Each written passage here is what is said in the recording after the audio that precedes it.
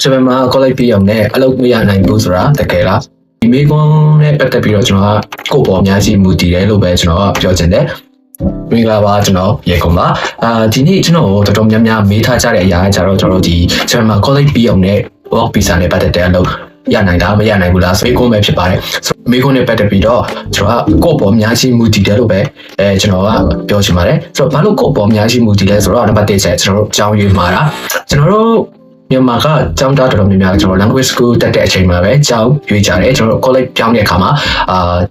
ဒီကျောင်းကိုတေချာမကြည့်ရတဲ့ဒီဈေးသက်တာတွေကျောင်းကိုရွေးလိုက်ကြတာများတယ်ဒီဈေးသက်တာတဲ့အရာတိုင်းကအကောင်းတဲ့အရာတွေမဟုတ်တဲ့အတွက်ကြောင့်ကျွန်တော်ဒါကိုရှောင်စေချင်ပါတယ်ကျွန်တော်ကျောင်းရွေးတဲ့အခါမှာကျွန်တော်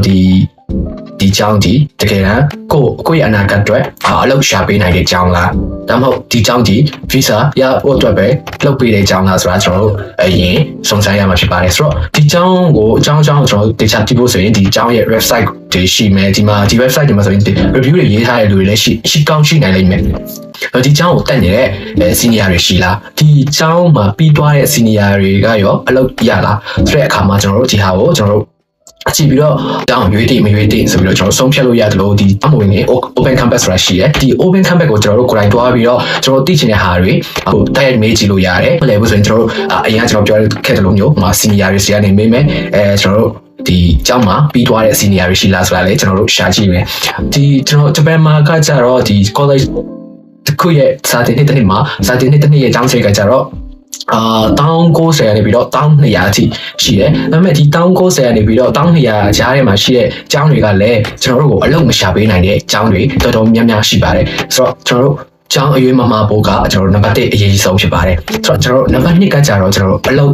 ်အရန်လောက်တာကျွန်တော်အစိုးရကတရားဝင်တတ်မှတ်ထားတဲ့ကျောင်းသားတယောက်ရန်လောက်ချိန်ကတရက်ကို4နာရီနဲ့တစ်ပတ်ကို28နာရီဆိုပြီးတော့တတ်မှတ်ထားတာရှိတယ်ကျွန်တော်ဒီအချိန်တောအတွင်းကိုပဲကျွန်တော်တို့အလုပ်လောက်တာကကျတော့ကျွန်တော်တို့ပြဿနာမရှိပေမဲ့ဒီချိန်တက်ကြော်ပြီးတော့အလုပ်ခိုးလောက်တာပြီးတော့ဒီကျွန်တော်တို့မှာလက်ပေးဆိုပြီးတော့လောက်ကြရတယ်ဒီလက်ပေးကကျတော့ကိုယ့်ဘက်ကနေပြီးတော့သူကလက်ပေးလို့ပဲပေးထားပေမဲ့ဒီကိုအလုပ်လုပ်တဲ့ဆိုင်တွေကကျတော့သူတို့ကဒီအစိုးရကိုအခွန်တင်ထားရဲဆိုရင်ဒီလူဒီကျွန်တော်တို့ဆိုင်မှာအလုပ်လုပ်နေပါသည်ဆိုတော့ဒီသူတို့အခွန်တင်ထားမယ်ဆိုရင်လည်းဒီဟာဒီလက်ပေးဆိုပေမဲ့ကိုတက်ကလက်ပေးဆိုပေမဲ့ဒီ content ထားတဲ့အတွက်ကြောင့်လက်ပေးမဟုတ်တော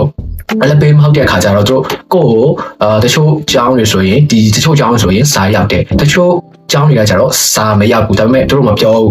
visa တက်တန်းတိုးတဲ့အခါမှာတို့တက်တန်းမတိုးပေးတဲ့အခါမျိုးတွေရှိတဲ့အတွက်ကြောင့်ကျွန်တော်ဒီကျောင်းသားဖြစ်နေတဲ့ရွေးတော့တို့တတ်မှတ်ထားတဲ့ ဥပဒေပေါင်းထဲမှာပဲအလုပ်လုပ်ဖို့ကျွန်တော်ကတိုက်တွန်းချင်ပါတယ်ခင်ဗျာဆိုတော့နံပါတ်2ကအလုပ်အရန်လုပ်တဲ့သူတွေကဗီဇာတက်တန်းတိုးတဲ့အခါမှာအခက်အခဲဖြစ်နိုင်ပါတယ်ဆိုတော့နံပါတ်3ချက်ကကြတော့ကျွန်တော်ကျောင်းခေါ်ချိန်မပြေတာကျွန်တော်တို့မြန်မာမှာကကြတော့ကျောင်းတော်များများဒီ 85% ပြေတာနဲ့ကျွန်တော်တို့ဇာတ်ဖြေခွင့်ရှိမယ်ပွဲရမယ်မြန်မာကကြတော့ကျွန်တော်တို့ကျောင်းခေါ်ချိန် 96% မပြေရင်ကျွန်တော်တို့ဇာတ်ဖြေခွင့်မရှိဘူးသူတို့ကျောင်းသာပြီးသွားမယ်ပွဲမပေးဘူးဆိုတော့ကျွန်တော်ဒီဟာကဒီနောက်လာမဲ့ဒီဒုတိယနှစ်မှာဖြစ်တယ်ဆိုပေမဲ့ကျွန်တော်ဒီရှေ့မှာကျွန်တော်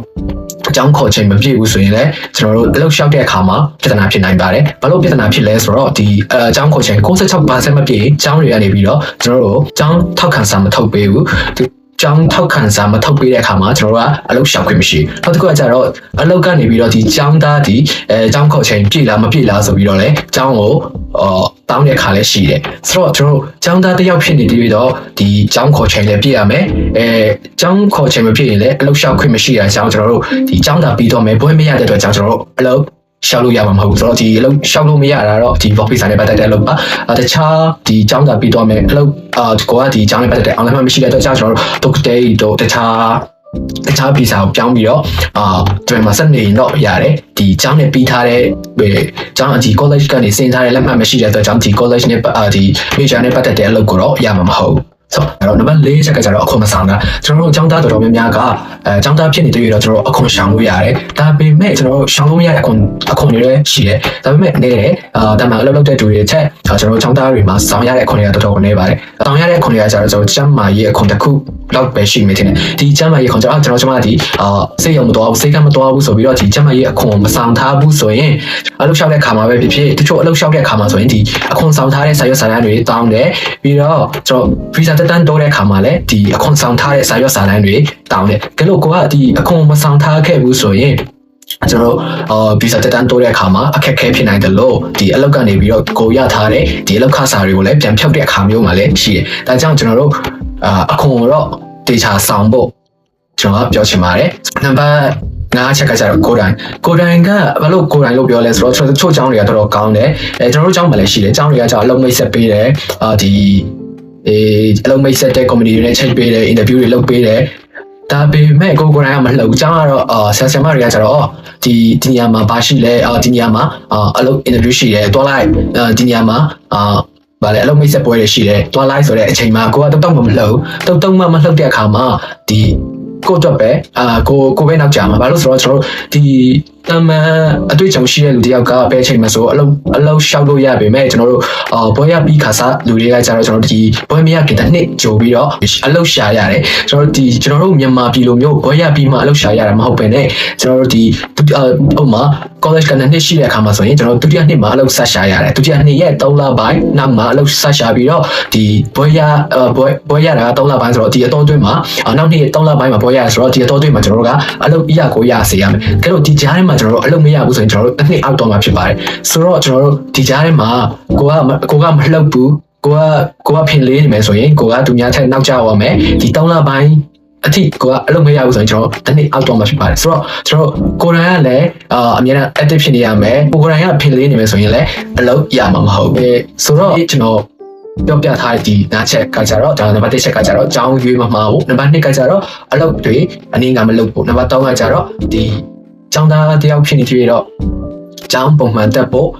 ကျောင်းခေါ်ချိန်ပြည့်ဖို့နံပါတ်4ကကြတော့အခွန်ဆောင်ဖို့နံပါတ်5ဖိမလေးဖို့အဲ့တော့တကယ်လို့ဒီဟာတွေဒါကိုကလိုက်နာမယ်ဆိုရင်ကျွန်တော်အလုပ်ရဖို့ရမှာဖြစ်ပါတယ်ဘာလို့လဲဆိုတော့ကျွန်တော်နဲ့အတူတက်လာတဲ့ကျွန်တော်နဲ့တမီချာနဲ့တက်နေတဲ့ဒီဗီယက်နမ်ကလူတွေတခြားနိုင်ငံခြားကလူတွေဆိုလဲသူတို့ထက်တန်းပြရတဲ့ဒီဂျပန်ကို language school နဲ့လာတယ်ပြီးရင် college ဝင်တယ်အခုဆိုရင်တို့လည်းကျွန်တော်နဲ့တန်းတူအလုပ်အကလုံးရတယ်ဆိုတော့ကျွန်တော်ပြောချင်တာကကြတော့အခုကျွန်တော်အရှိပိုင်းကိုကျွန်တော်ပြန်ရမယ်ဆိုရင်ဘာလို့ကျွန်တော်ကကိုအပေါ်မှာအများကြီးမူတည်လဲဆိုတော့ဒီအချက်တွေကကိုယ်တိုင်လုံမရမယ့်အရာတွေဖြစ်တဲ့အတွက်ကြောင့်ကျွန်တော်ကိုအပေါ်အများကြီးမူတည်တယ်လို့ပဲကျွန်တော်ပြောချင်တယ်